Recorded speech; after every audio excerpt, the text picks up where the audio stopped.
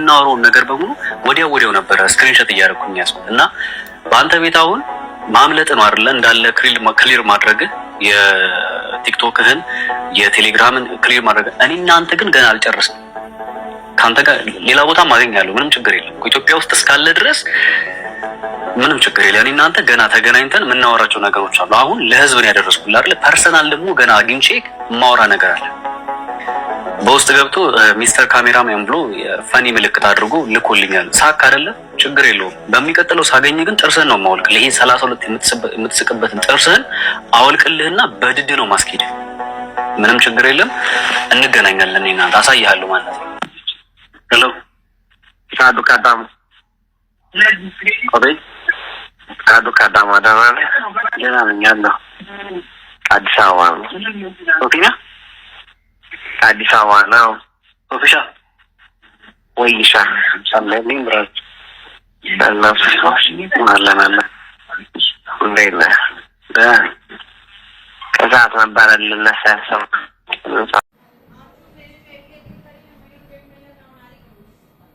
ምን ማለት ምን ይባላል ጋይስ በዚህ ጋዜጠኛ በሶፎንያስ ዋሲሁን ማን ነው ስሙ የወጣውን ቪዲዮ አሁን እያየው ነበርና ላይክ I don't even know what to say በጣም ላይክ ውስጤ ላይክ አቅለሸለሸኝ ወደ ላይ ነው ያለኝ እግዚአብሔርን አመላችሁ ምን አይነት ቆሻሻ ምን አይነት ባለጌ ነው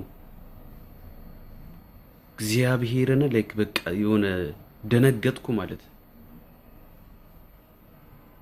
በኢየሱስም ከእንደዚህ አይነት ሰው ጭራሽ ላይክ ማለት አጠብቁትም አሁን ይሄንን ሰው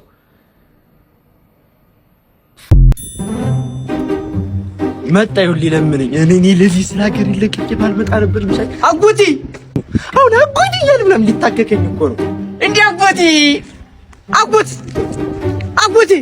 አዲ እንዴነ እኔ እኮ መምጣትን ሰምቼ ከዚህ ጋር ሽርጉድ እያልኩ ቄጤማ ምናምን ገዝጉሽ ከዛ በኋላ ላሙሽ መጡና በሉት በልረኛው ነው ራሱ በድንጋይ ለበተው አሁን ምን ፈልገህ ነው እኔ በቃ አንተን የፈደኩ በቃ ስልኬን ስጠኝ ስልክ አመጣልሃለሁ ብለኛል ስልኬን ስጠኝ እንኳን ለአንተ ስልክ ላመጣ ለራሴ የለኝም ኧረ ተው ግን አንተ ሰውዬ ከአሜሪካ እንኳን መጥለኝ ስልክ መግዛት ከአሜሪካ መጣው ነው እንጂ ምንም ነገር የለኝም እሺ ለስሙ አጎት ነኝ ስልኩን ተውሽ እኔ አባቴ ይገዛልኛል ወይም እኔም በቮሊም ብዬ ስልኩን እገዛዋለሁ አንተ የሳፋሪኮም ኢትዮጵያ ሲአውጣልኝ ሳፋሪኮም ሲንደም ምን ያደርጋል ሳፋሪኮም ኢትዮጵያ የቅምሻ 07 ስጦታዎችን ይዞልን መጥቷል የስጦታው ተጠቃሚ የምትሆኑት አዲስ ስማርት ስልክ በየትኛው ቦታ ገዝተው በስልኩ ውስጥ አዲስ የሳፋሪኮም ሲም በማስገባት ብቻ ነው ይሄን በመታደርጉበት ጊዜ በመጀመሪያው 7 ቀናት 4 ጂቢ ዳታ 100 ደቂቃ ከሳፋሪኮም ወደ ሳፋሪኮም እንዲሁም ደግሞ 100 ኤስኤምኤሶችን ያገኛሉ ከናንተ የሚጠበቀው አዲሱ የሳፋሪኮም ሲም ጋር ቢያንስ በወር የ50 ብር ካርድ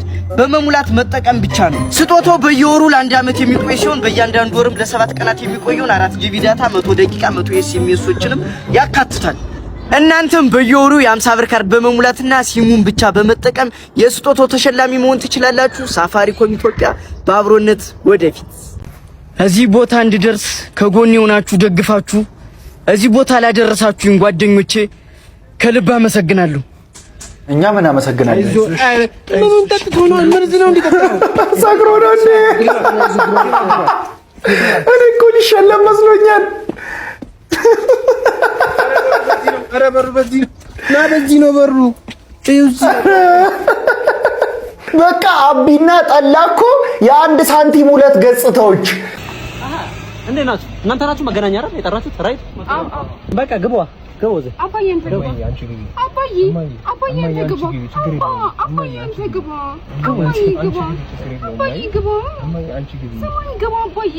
አገቡም ወይኔ ልግባ ወደ ቤቴ ልግባ በቃ ልግባ ቆይ ኢምፖርት ነው የሴት ቋንቋ ጠቅሰህ ራስህን ቆንጆ ነበርኩ እንዲህ ነበርኩ ምናምን ስትል ሰማሁህ እዚህ ጋር ደግሞ የቤት እመቤት ነኝ ስትል ሰማሁህ እና የተወሰነ እንደንትንም ስላየሁት ነው ይሄን ቃለ መልልስ የሰማነው ጊዜ እግረኛው ሚዲያን በጣም ነበር የወቀስነው በጣም ብዙ ነገር ብለናልና አንዳንዴ ይቅርታ ብለህም ተንበርክከህ ይቅርታ ብትለው ራሱ የማያወጣልህ ነገር አለ እና እግረኛው ሚዲያ እንደው እግዚአብሔር ጨምሮ ጨማምሮ እድሜ ይስጥህ እግር ይስጥህ ይቅር ይበለን እንደ ኢትዮጵያ ሕዝብ ይቅር በለን ይሄን ቪዲዮ ግን በደም ኮፒ ሊንክ አድርጉልኝ ውድ ኢትዮጵያውያን በደም ኮፒ ሊንክ አድርጉልኝ ይሄ ሰው እንግዲህ ጋዜጠኛ ሶፊያን የሚባል ወንድማችን ሰይጣን አሰስቶት ነው። ወንድማችን ነው። ሁላችንም ኃጢአተኞች ነን።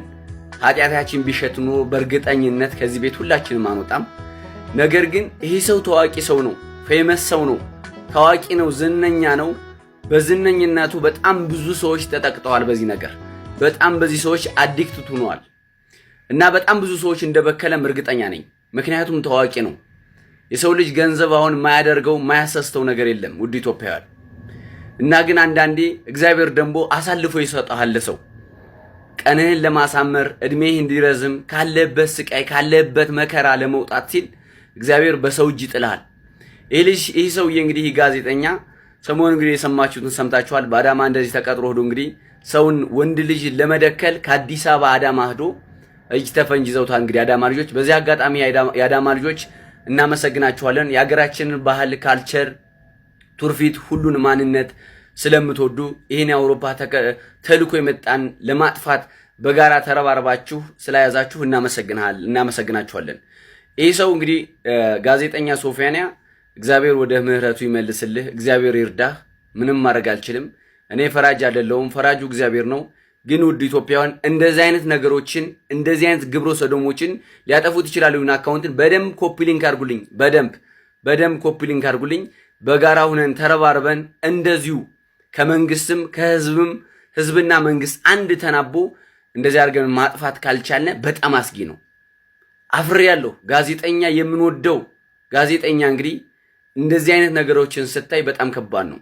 በዚህ መሃል ውስጥ ደግሞ ይሄ ጋዜጠኛ ከስንት ሰዎች ጋር አድርጓል መድኃኔዓለም ነው የሚያውቀው። ምክንያቱም ጋዜጠኛ ነው፣ ታዋቂ ነው፣ ፌመስ ነው፣ ዝነኛ ነው፣ በጣም ብዙ ተከታዮች አሉት። በዚህ መሃል ውስጥ ብዙዎቹ በእርግጠኝነት አዲክት ሆነዋል።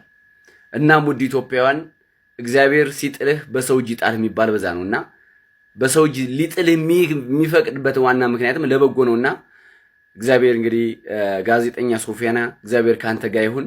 ብቻ ግን ውድ ኢትዮጵያውያን እስኪ ሐሳባችሁን ኮሜንት ሴክሽን ላይ አስቀምጡልኝ። ሰላም ለሀገራችን፣ ሰላም ለኢትዮጵያ። ምንም ዛሬ በጣም ደብሮኛል። ከስንት ጊዜ በኋላ በጣም ደበረኝ ዛሬ።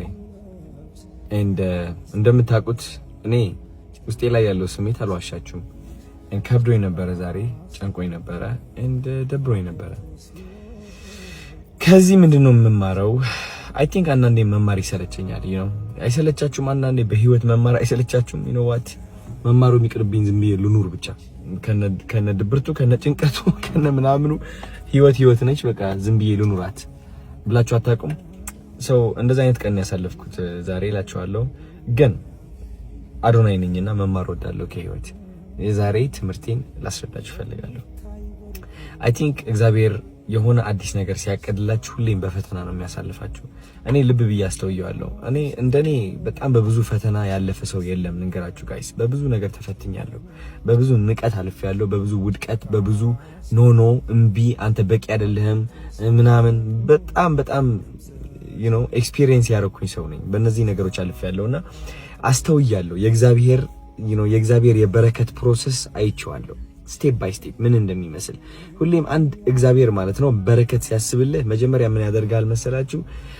ድክመትን እንድታይ ያደርጋል። ያለህበት አዘቅት እንድታይ ያደርጋል።